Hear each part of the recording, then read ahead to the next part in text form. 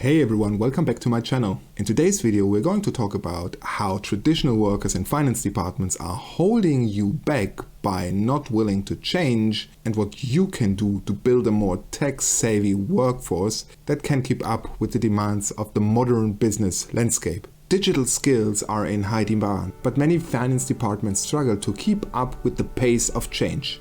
So in this video I'm going to show you how to identify and overcome barriers to digital transformation.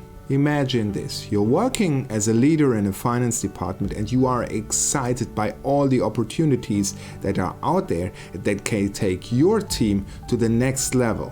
Automation, AI, machine learning. But despite your enthusiasm, you're facing resistance from traditional workers who are hesitant to embrace these new tools. Let's talk about how to identify and overcome these barriers so that you can build a more tech-savvy and, in the end, more successful finance team.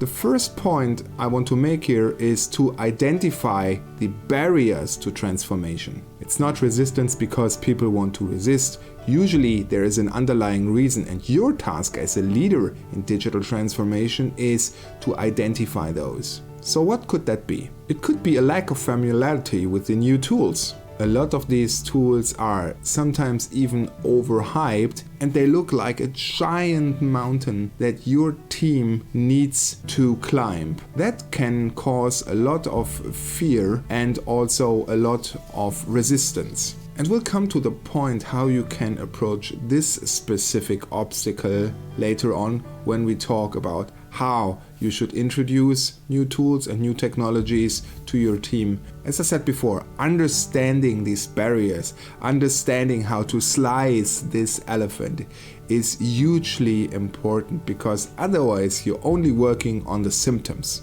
Another obstacle can be the reluctance to invest in new digital tools, either invest money or invest time. Quite often people ask themselves, hey, is that worth the effort?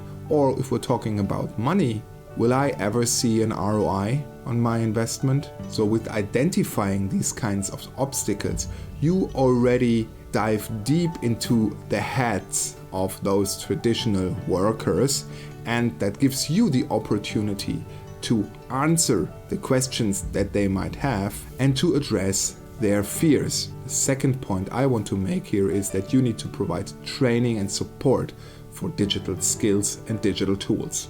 You need to somehow set up a comprehensive training program, because this helps employees and team members to become more familiar with these tools and solutions. Proficiency is what you want to achieve here. Ongoing support and assistance will help your team members to adjust to new technologies. Also creating a culture that values new learnings and discovery will make your team more tech savvy and open it up to this whole new world of digital transformation. Speaking about the culture of learning, if you can provide access to digital learning resources such as online courses and training materials, will definitely bring your team forward toward that digital transformation. Proficiency and confidence into their own abilities and their own skills is really key here. Talking about culture brings me to my third point. Create a culture of experimentation and innovation. Allow people to fail. Failure culture is probably not the right word because it has that negative connotation.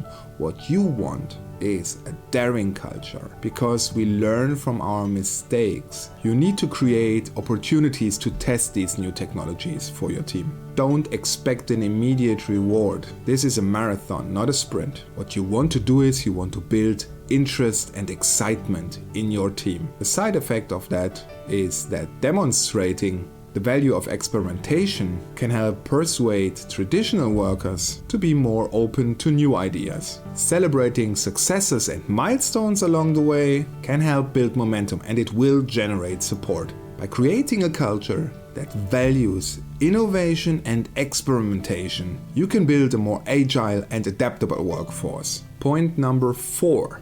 Lead by example. Demonstrating your own proficiency with digital tools can set an example for others to follow. Emphasizing the importance of digital skills can help build a culture that values these things. And if you talk about what you're doing, you can also inspire others to follow your lead. This basically builds a really powerful connection to your team.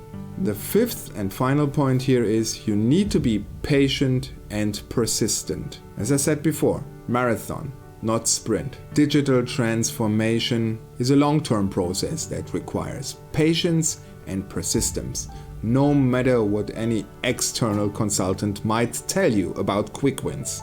Yes, there are quick wins, but that's only the first step in a long journey. Overcoming resistance to change can take time and effort, but it is important that you stay committed to the process. As I said before, celebrating small wins and milestones along the way can help build momentum for you and generate support from your team. Being persistent to build a more tech-savvy workforce will pay off in the long run. So it's more a culture thing than a technical thing. Technical tools, platforms, software are just that. They are tools. The people and your team are what drives the change. In conclusion, let's be honest. Traditional workers in finance can be a barrier to digital transformation, especially if you are super enthusiastic and passionate about it.